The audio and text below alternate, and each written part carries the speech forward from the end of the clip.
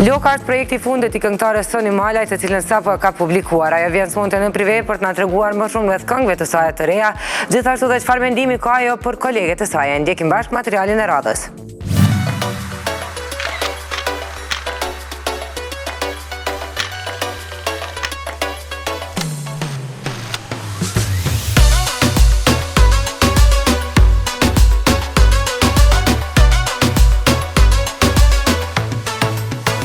Plazh, diell dhe një tragedë gjigant në takoj ekipën tonë dhe këngëtarën Soni Malaj në portin e Durrësit në Shqipëri, për më të rejat e këngëtarës dhe projektet e një pasnjëshme që po i sjell.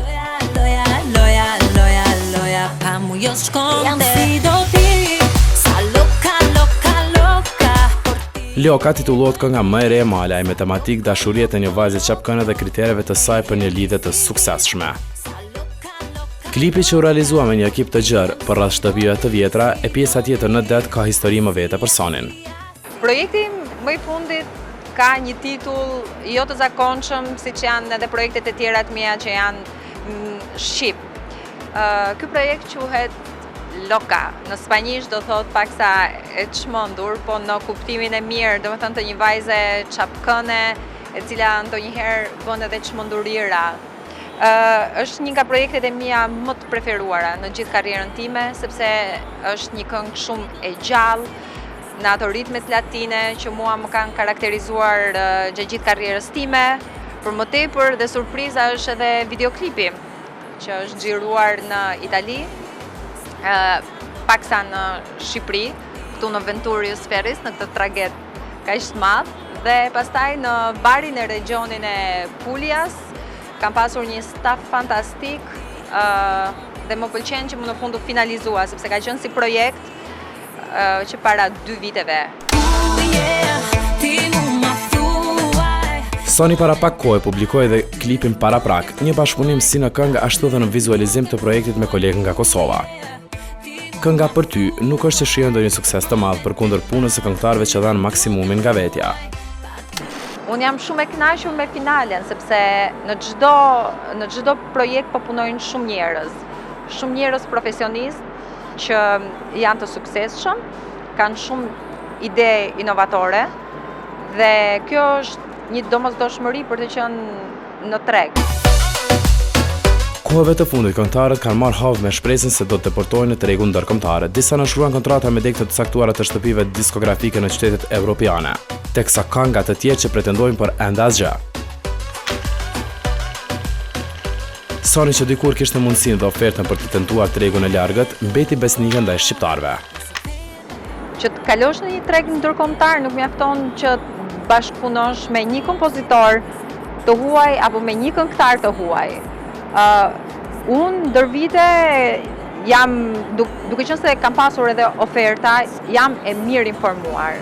Gjëja e parë që duhet në këtë gjë është, dakor, do shkosh në tregun ndërkombëtar, çfarë do marrësh, çfarë do të ardhurat do të kthehen mbrapsht. Nuk është puna vetëm të harxhohen me mijëra euro dhe dollar për të bashkëpunuar me njerëz të njohur dhe pastaj mos bësh asgjë. Gjëja e parë është kontratë që quhet A-list contract, ku studia diskografike është shumë e interesuar për ty si talent, të merr studioja përsipër, është studioja që investon, është studioja që të bën reklamimin, është studioja që të promovon, ka një plan për ty, është albumi, është faza e promovimit në për koncerte në gjithë botën dhe pastaj ti e bëj bulën si artiste në botë. Nuk mjafton të bësh një këngë. Kjo nuk është të qash tregun ndërkombëtar. Ndoshta është paksa e gabuar kjo këtu. Në momentin kur ti mbrapa ke një label dhe jo deg, mos e harrojmë. Bleona që Reti ka bërë me Timbaland, mos e harrojmë edhe këtë, se ajo ka ecur goxha përpara Bleona.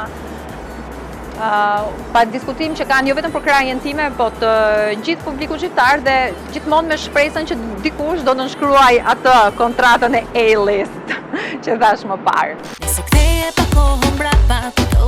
Sony dhe i fijuar Isaj Klevi që nga dita e parë e zyrtarizimit të lidhjes së tyre në publik nisën të mendojnë për të ardhmen, por bizneset ku çifti ishin ortak edhe me dokumentacion ndryshuan papritmas e të gjitha aksionet u transferuan në emrin e Sony Malaj.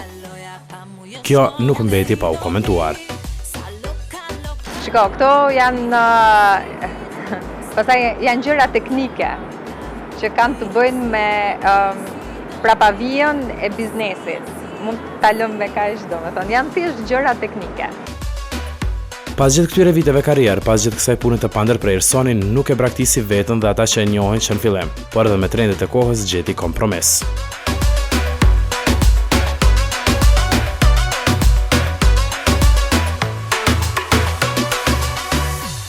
Ti je në një start të vazhdueshëm, të themi çdo 3 vjet.